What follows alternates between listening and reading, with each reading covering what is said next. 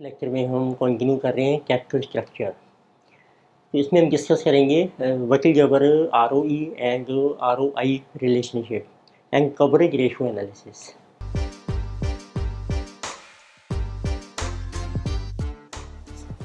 तो लेट अस से ROI versus ROE analysis.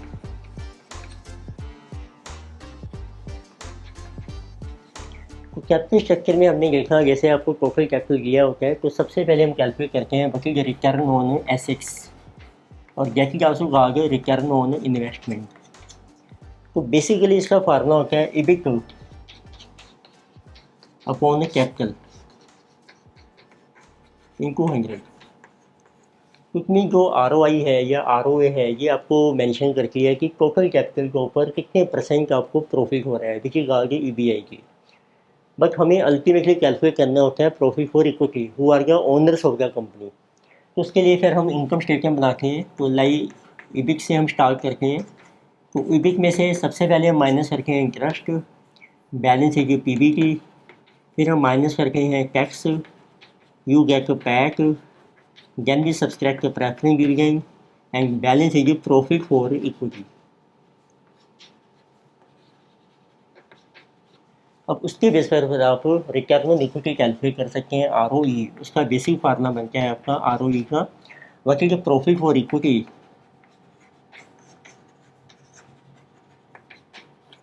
Divided by equity only time से 100। अब देखो जो कैपिटल था, कैपिटल में हमारे पास 3 सोर्सेज चलते हैं नॉर्मली फाइनेंस के। कैपिटल है ये equity plus debt plus preference share also. तो ये जो ROI है ये आपको रिटर्न दे रही है तीनों के ऊपर। टोटल कैपिटल पर कितनी रिटर्न मिल रही है, उसमें से आपने डेट का इंटरेस्ट का वर्जन माइनस लिया, प्रेफरेंस का डिविडेंड माइनस लिया, बैलेंस जो बचा उसकी रिटर्न निकाली इक्विटी के ऊपर। तो इसका एक और फार्मूला भी है जो हम डायरेक्ट कैलकुलेट कर सकते हैं। देखिए आप लिखते हैं ROI EBIT के बेस पर। इट मीन्स जैसे नंबर 1 केस, तो इसको हम कहते हैं ROI या ROA आपको दिया हुआ है before tax. So when ROI is before tax. पर जो रिटर्न ऑन इक्विटी होती है वो हमेशा आफ्टर टैक्स होती है। Then how you can calculate ROE। तो आप देखिए ये जो आपको रिटर्न मिल रही है परसेंटेज में ROI, ये आपको इक्विटी के ऊपर भी मिल रही है, डेट के ऊपर भी मिल रही है, प्रेफरेंस के ऊपर भी मिल रही है। तो आपने पहले मल्टीप्लाई करना है ROI को इक्विटी से, ROI इंटू इक्विटी, इसके ऊपर आपको कितनी रिटर्न मिली। अब ये है बिफोर टैक्स आपके, इसको बनाएंगे हम after tax into 1 minus tax, और इसकी परसेंटेज भी इक्विटी पे निकालेंगे, इसको डिवाइड करके इक्विटी से। मीन्स ये आपको पहले प्रॉफिट आ रहा है इक्विटी से, जब मल्टीप्लाई किया वो रुपीज़ में आएगा, उसको बनाया आफ्टर टैक्स, उसकी फिर परसेंटेज निकाली इक्विटी के बेस पे, प्लस अब आप ऐड कीजिए। फिर आपने रिटर्न अचीव की है ROI इसके ऊपर जो डेट का कैपिटल है उसके ऊपर इनको डेट। तो अब इस डेट के ऊपर आपको इंटरेस्ट भी पे करना है, वो आप माइनस कीजिए। जितना डेट है और कितना उसका रेट ऑफ इंटरेस्ट उसको के से आप शो कर सकते हैं। उसको फिर बनाएंगे हम आफ्टर टैक्स इनको 1 माइनस की। अब ये जो रिटर्न आ रही है ये आपकी आ रही है डेट के ऊपर, उसको भी कैलकुलेट करो इक्विटी के ऊपर कितनी है, उसको डिवाइड कर लीजिए आप इक्विटी से। सिमिलरली अब आप रिटर्न अचीव कर रहे हैं प्रेफरेंस के ऊपर भी, क्योंकि तो ROI और उसके ऊपर आप डिविडेंड पे करेंगे, पर जो प्रेफरेंस डिविडेंड होता है वो हम पे करते हैं आपको प्रॉफिट आफ्टर टैक्स में से।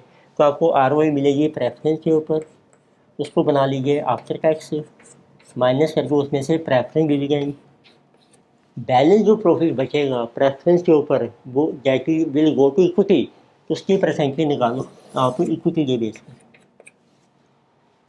तो मीन्स एक तरीके से ROE हम कैलकुलेट करते हैं थ्री कंपोनेंट्स। तो मीन्स इक्विटी पर कितनी रिटर्न मिल रही है, डेट को यूज़ करने से हमें कितनी एक्स्ट्रा रिटर्न मिल रही है, और प्रेफरेंस को यूज़ करने से कितनी रिटर्न मिल रही है। इसको थोड़ा सिंप्लीफाई करके तो आप देखिए फार्मूला क्या बन जाएगा आपका। इट मीन्स ROE का अब आपका फार्मूला बन जाता है, इक्विटी अपॉन इक्विटी कैंसिल होगी, तो जितनी ROI है उसको बनाया आपने आफ्टर टैक्स। प्लस किया फिर आपने, आप देखेंगे इसमें डी और डी ये कॉमन निकल जाएंगे, तो ये रहेगा आर ओ आई माइनस के, उसको बनाया आफ्टर टैक्स। आर ओ आई माइनस के ये है आपका रेट ऑफ इंटरेस्ट, इसको बनाएंगे हम आफ्टर टैक्स। तो ये आपको एक्स्ट्रा रिटर्न मिलेगी टैक्स के ऊपर। जी कॉमन आ गया, डिवाइड क्या इक्विटी से, तो जिसे ये रिटर्न होने इक्विटी, तो आप सिंपली भी कह सकते हैं जिसे date equity ratio. Similarly plus तो आर ओ आई उसको बनाया आपने after tax into one minus की, उसमें से माइनस किया प्रेफरेंस डिविडेंड, जिसमें प्रेफरेंस डिविडेंड का यदि आपका ये भी परसेंटेज में है तो ये भी कैलकुलेट होगा प्रेफरेंस शेयर के ऊपर, तो पी समझो आपका कॉमन निकल जाएगा, out of this into P divide कर लीजिए इक्विटी के ऊपर। तो ये है कि प्रेफरेंस टू इक्विटी कितनी परसेंटेज है, तो किसी का जो कंपोनेंट्स हो वो आर ओ,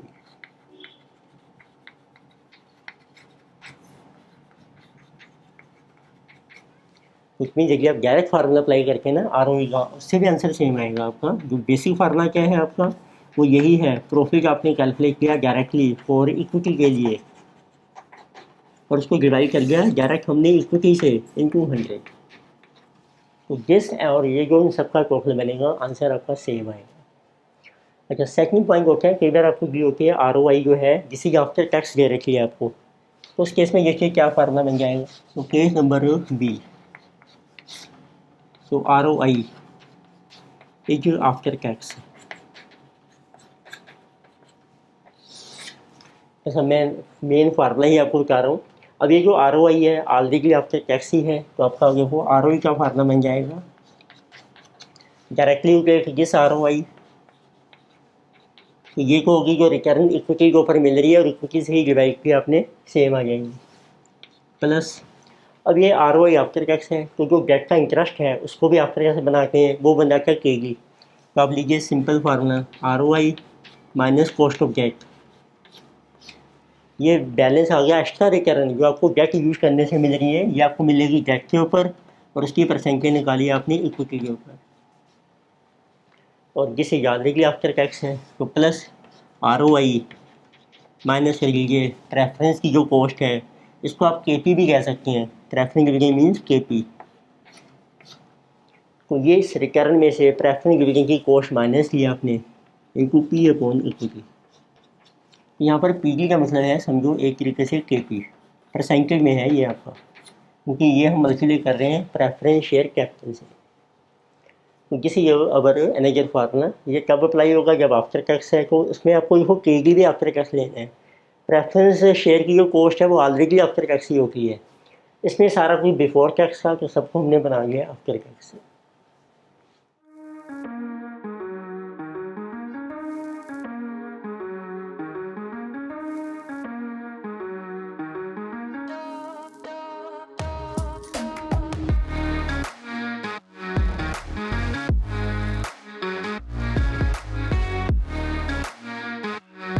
एक एग्जाम्पल करेंगे, इससे क्लियर होगा। तो नेक्स्ट एक लास्ट अप्रोच देखते हैं कैपिटल स्ट्रक्चर की जो हमारी चल रहा है ऑप्टिमम, उसमें आता है कवरेज रेशियो एनालिसिस। तो जैसे आपको डिफरेंट फाइनेंशियल प्लान्स मेंशन किए हैं, तो आर ओ ई एनालिसिस में सबके आप आर ओ ई कैलकुलेट कीजिए, जिसमें हाईएस्ट होगी वो बेस्ट माना जाएगा। इसी तरीके से आता है फिर आपका कवरेज रेशियो एनालिसिस।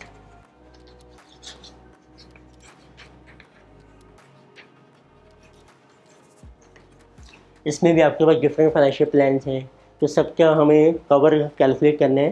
तो कवरेज रेशियो शो क्या करती है, ये शो करती है how many times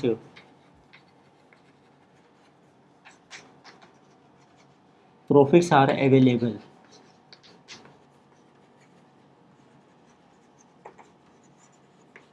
to pay fixed financial burden.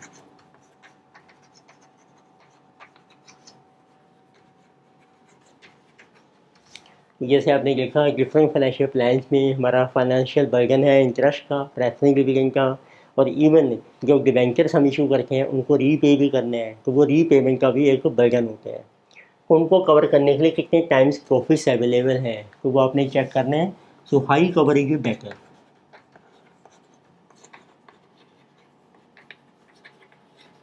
तो हाई कवर मीन्स हम एक कवरेज रेशो कैलकुलेट करेंगे, जिस प्लान में हाईएस्ट होगी वो बेस्ट मानी जाएगी, तो वो प्लान आपका बेस्ट हो जाएगा। तो उसमें डिफरेंट प्लान में आपको एक रेशो कैलकुलेट करनी है। तो अब देखते हैं कवरेज रेशो कौन कौन सी हैं। तो मेन इसमें 4 रेशो आती हैं। सबसे सिंपल रेशो होती है इंटरेस्ट कवरेज रेशो।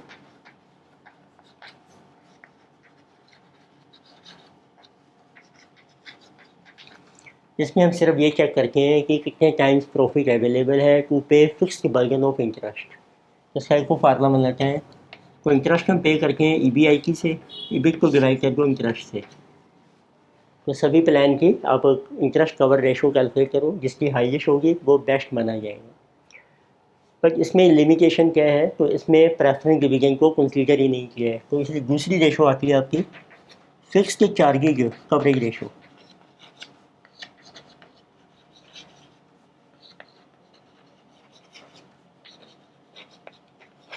तो इंटरेस्ट कवरेज रेशो को हम कहते हैं IC रेशो, इंटरेस्ट कवरेज। अब फिक्स चार्जेज दो होते हैं, एक तो इंटरेस्ट है और एक प्रेफरेंस डिवीजन है। तो दोनों को पे करने के लिए कितना प्रॉफिट है, तो फार्मूला बन जाता है आपका EBIT, और डिनोमिनेटर में लेते हैं फिक्स्ड फाइनेंशियल चार्ज की interest plus preference division. But अब देखोगे न्यूमरेटर जो है EBIT वो है बिफोर टैक्स, और प्रेफरेंस डिवीजन जो हमारी आइटम होती है ये आफ्टर टैक्स होती है। इसको बिफोर टैक्स बनाओगे कंपैरिजन करने के लिए। तो इट मीन्स इंटरेस्ट तो ऑलरेडी बिफोर टैक्स है, प्रेफरेंस डिवीजन को बनाया बिफोर टैक्स, कितना प्रॉफिट अर्न करना है, तो इस दोनों को रिकवर करने के लिए कितने टाइम्स प्रॉफिट है। तो किसी आंसू की नौकरी जाएगी fixed charges coverage ratio FCCR। Third ratio आती है आपकी कैश फ्लो कवरेज रेशो।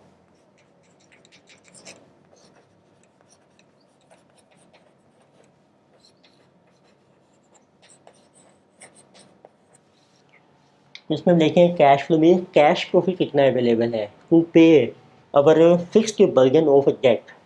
तो इसमें न्यूमरेटर में हम लेते हैं कैश प्रॉफिट, और आपने लेने हैं नीचे फिक्स्ड बर्गन ऑफ डेट।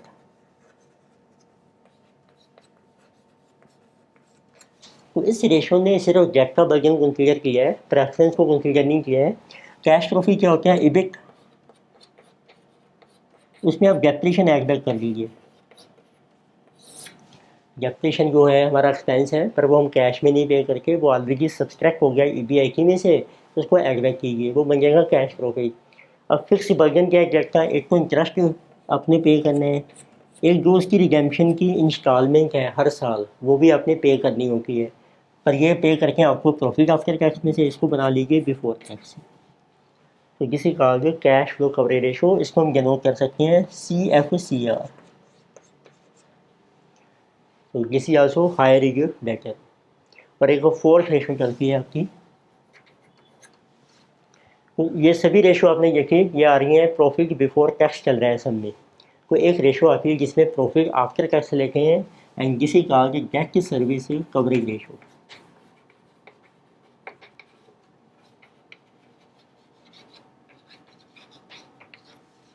तो जिसे कहा गया कि DSCR। तो इसमें भी हम लेते हैं कैश प्रॉफिट बट जिसे टेकन आफ्टर टैक्स। तो न्यूमरेटर में आपका आ जाएगा कैश प्रॉफिट आफ्टर टैक्स, और आपको देखना है how much is fixed financial burden of debt. इसमें हम लेते हैं बर्गन ऑफ डेट ओनली। तो सिर्फ एक ही रेशो है फिक्स चार्ज कवरेज रेशो, जिसने प्रेफरेंस डिवीजन को भी कंसीडर किया है। तो कैश प्रॉफिट आफ्टर टैक्स कैसे निकालेंगे, तो आप पहले पैक निकाल लीजिए। अब इसमें ऐड बैक कर दो, एक तो इंटरेस्ट ऐड बैक करो और एक डेप्रिशन आप ऐड बैक कर लीजिए। ये बन जाएगा प्रॉफिट बिफोर इंटरेस्ट है, before depreciation mean cash profit है, बट आफ्टर टैक्स है। ये divide by fixed burden of debt का है आपका इंटरेस्ट और प्लस जो रिडेम्पशन है। अब आपका न्यूमरेटर ऑलरेडी आफ्टर टैक्स है, तो रिडेम्पशन को हम बिफोर टैक्स नहीं बनाएंगे, एज इट इज रहेगी। ये बन जाती है डेट सर्विस कवरेज रेशो। तो जितने भी प्लान आपको दिए होंगे उनके लिए कोई भी रेशो जो पूछेंगे वो आप कैलकुलेट कीजिए, जिसकी हायर होगी वो आपका बेस्ट प्लान माना जाएगा, इसमें हाईएस्ट सेफ्टी है। तो बेसिक पर्पज क्या होता है आपका, high cover means so high safety. It means उतना इजीली कंपनी अपना फिक्स बर्गन पे कर सकती है out of profits.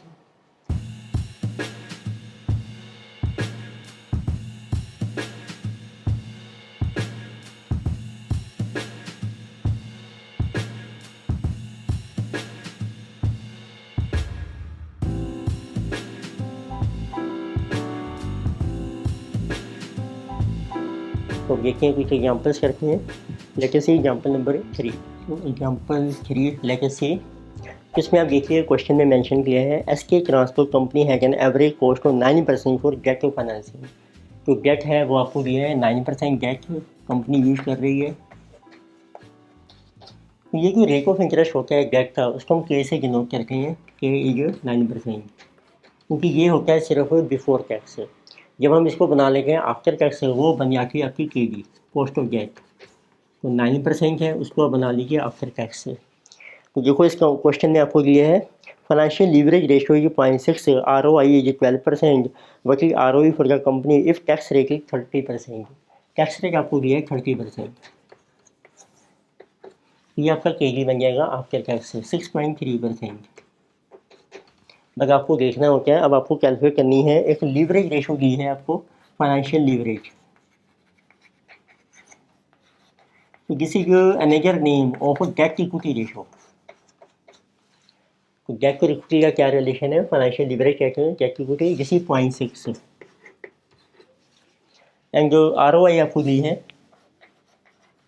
This is 12%। तो नॉर्मली जब क्वेश्चन साइलेंट होता है ROI हमेशा हम यूम करते हैं बिफोर टैक्स से। तो इसका जो बेसिक फार्मूला है जैसे कि इबिट अपॉन ए कैपिटल है, आपको ROE फाइंड आउट करनी है। देखो अब आप डायरेक्ट फार्मूला अप्लाई कर सकते हैं। तो ROE का जो हमने बनाया था ROE,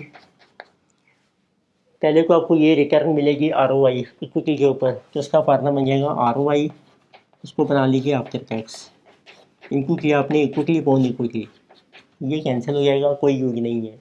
अब आपका डेट भी यूज हो रहा है, प्रेफरेंस इसमें है नहीं, तो प्लस आपको रिटर्न मिलेगी, उसमें से हम डेट का इंटरेस्ट पे करेंगे, एक्स्ट्रा रिटर्न मिलेगी डेट के ऊपर, उसको कैलकुलेट करेंगे इक्विटी और उसको बनाएंगे आफ्टर टैक्स। ये बन गया आपका सेकंड कंपोनेंट, डेट को यूज करने से कितना बेनिफिट मिल रहा है इक्विटी को। तो हम ले रहे हैं इसमें के, बिकॉज ये जो बिफोर टैक्स है आपकी ROI पुट कर रहे हैं ये को। तो ROI है आपकी 12 इंटू 1 माइनस 0.3 प्लस ROI ये 12, के है आपका 9%, इसको बनाया after tax 0.7, debt equity ratio आपको दी है 0.6। This will be directly your ROE। तो this is 8.4 and plus 3 into 0.7, 2.1 into 0.6, 1.26। तो आपकी ROE आ रही है 9.66%। अब देखो इसको मैं करता हूँ दूसरे अल्टरनेटिव मेथड से, नॉर्मल वे में ये आप इनकम स्टेटमेंट बना के करते हैं। तो ये आपको डाटा दिया है, अब इसमें आपको डेट इक्विटी रेशियो दी है। तो लेट अज्यूम करके हम लेट इक्विटी सपोज 1000, तो डेट अपॉन इक्विटी 1000 इंटू 0.6 है, उससे डेट आ जाएगा आपका, डेट लीजिए 600, डेट प्लस इक्विटी आपका टोटल कैपिटल बन जाएगा 1600। उसके ऊपर आपको मिलेगी return which is given ROI 12%, तो उससे आपकी आ जाएगी इबिट। तो कैपिटल 1600 इंटू 12%, तो आप कीजिए आपकी इबिट आ रही है 192, उसमें से आप माइनस कीजिए इंटरेस्ट। डेट आपका है 600, उसका रेट ऑफ इंटरेस्ट है आपका 9%, जिसे ये 54, बैलेंस ही 138, माइनस कीजिए आप टैक्स। सो टैक्स रेट लीजिए 30%, so you get your PAT profit after tax. तो 138 माइनस 30%, 96.6। अब आप कैलकुलेट कीजिए what is your return on equity ROE. So this one is coming 96.6 upon equity है आपकी 1000 times 100. So that will be 9.66%. तो answer आपकी verification हो गई है. ये है normal method income statement prepare करके, और ये हमने किया था पहले डायरेक्ट फार्मूला अप्लाई करके. तो लेके सी एग्जाम्पल नंबर 4. तो इसमें देखिए आपको मेंशन किए हैं तो नंगा कंपनी है an average cost of debt 8%. तो डेट आपको दिया है 8%, which means rate of interest on debt, and tax rate is 25%. Tax rate is given, and ROI is 14%. So normal assumption is ROI is before tax. What to financial leverage ratio should the company adopt? अब इसमें आपको date equity ratio missing है. What should be this ratio so that target ROE is 15%, और आपको ROE ये रखी है date is equal to 15%. तो ये भी आप डायरेक्ट फार्मूला अप्लाई कर सकते हैं ROE. तो पहली रिटर्न आपको मिल रही है ROI इक्विटी के ऊपर, उसको बना लीजिए आफ्टर टैक्स. फिर आपको मिलेगी एक्स्ट्रा रिटर्न डेट यूज करने से ROI माइनस के, उसको बना लीजिए आफ्टर टैक्स. और ये आपको मिलेगी डेट और विद रिस्पेक्ट टू इक्विटी. तो ये रेशो मिसिंग है आपको, बाकी सारा डाटा दिया है. So let us put ROE 15%, ROI 14, after tax 0.75 plus ROI 14 minus 8, rate of interest on debt after tax 0.75. Debt equity ratio आपकी फाइंड आउट हो गई. So this is 15. ये it will go on this side. So this is 14 into 0.75. This is 10.5 and this it will go here. ये divide हो जाएगा. 14 minus 8 6 into 0.75 which is 4.5. So that is exact equity ratio. So this is our 15 minus 10.5, 4.5 upon 4.5, 1:1. तो exact equity आपकी दोनों equal होनी चाहिए. तो next let us see example number 5. This is also small question. So Vardhman enterprise है जो target ROE आपको दिया है 18%, financial leverage ratio for the firm 0.7, cost of debt 12%, tax rate 25%. But ROI should the company earn. अब आपकी ROI missing है. Formula same apply हो जाएगा आपका. तो it means this one is your formula. So ROE is equal to ROI it is made after tax plus ROI minus K it is made after tax percentage on debt with respect to equity. तो अब देखिए आपको find out करना है ROI. सो ROE दी है आपको 18%. So ROI is missing and it is made after tax. 25% tax rate है. So it will 0.75 plus ROI minus cost of debt is given this is 12% and after tax 0.75. debt equity ratio which is called financial leverage ratio, तो this is given to be 0.7. तो आप solve कर सकते हैं, उससे आपकी ROI find out हो जाएगी. So this is 18.75 ROI plus तो let us see how much is this one 0.7 into 0.75. This is 0.525 into ROI and minus into 12. This is 6.3. 6.3 will go on this side. So this is 24.3 is equal to this plus 0.75. So 0.75 plus 0.525. 1.275 ROI. So you will get ROI is equal to 24.3. So divided by 1.275, 19.06%. So is our ROI. Let us see example number 6. इसमें आपको देखो following information he available about international paints company को आपको रखा गया है। डेप्रिएशन है, interest on gate आपको दिया है, डेप्रिएशन इंटरेस्ट ऑन गेट, डेप्रिएशन है 3 lakhs, इंटरेस्ट ऑन गेट है 4 lakh, EBT given, EBT 15 lakh, so tax rate is given 50%, and the loan repayment installment, it means redemption value, ये होती है आपकी लोन की जो आपने इंस्टॉलमेंट रीपे करनी है, loan installment repaid per annum, किसी का रिडेम्पशन वैल्यू जिसे given 250। So we have to calculate interest coverage ratio, cash flow coverage ratio, and the debt service coverage ratio. So first we have to calculate interest coverage ratio. Formula है EBIT upon interest. EBIT आपको दिया है 15 lakh, interest के given है 4 lakh. So this ratio is coming 3.75. Second they are asking cash flow coverage ratio, CF to CR। इसमें हम लेते हैं कैश प्रॉफिट, उसका फार्मूला है EBIT प्लस डेप्रिसिएशन, और आपको लेना है total burden of debt, interest plus redemption, उसको बनाएंगे बिफोर टैक्स। तो EBIT प्लस डेप्रिसिएशन 15 + 3 18 लाख, और इंटरेस्ट है आपका 4 लाख, रिडेम्पशन है 250, और उसको आप बना लीजिए बिफोर टैक्स 1 - 0.5, ये डबल हो जाएगा 5 + 4 9, 18/9, that is coming 2 times. Then they are asking debt service coverage ratio, इसमें भी हम लेते हैं पैक, कैश प्रॉफिट लेंगे हम आफ्टर टैक्स। सो पैक में इंटरेस्ट ऐड कीजिए और प्लस डेप्रिसिएशन, और नीचे लीजिए total burden of debt, interest plus redemption. तो इसके लिए पहले पैक कैलकुलेट करते हैं। तो आप देखिए EBIT आपको दे रखा है कैटेगरी 15 लाख, उसमें से माइनस कीजिए इंटरेस्ट 4 लाख,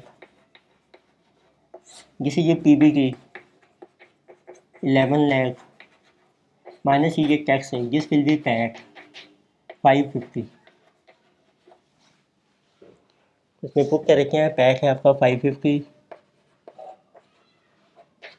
इंटरेस्ट कीजिए 4 लाख प्लस डेप्रिसिएशन ये 3 lakh,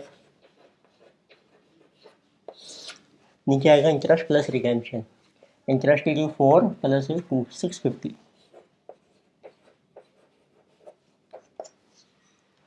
So this one is coming 4 + 3 7 + 5 1250 upon 650, which is debt service coverage ratio. So 1.923 times. इसमें सिंगल प्लान की गई थी, सिर्फ आपको कैलकुलेशन करनी थी, कोई ये कुछ मेंशन नहीं करना है कौन सा प्लान बेहतर है। और नॉर्मली वैसे हाई कवरेज बेहतर, मोर देन 1 आ रही है सभी रेशो, तो इसमें नहीं। तो इस लेक्चर में हमने डिस्कस किए कैपिटल स्ट्रक्चर के कुछ एग्जांपल्स हैं जो कॉन्सेप्ट से। तो नेक्स्ट लेक्चर में हम कंटिन्यू करेंगे इनके further examples on capital structure. Thank you.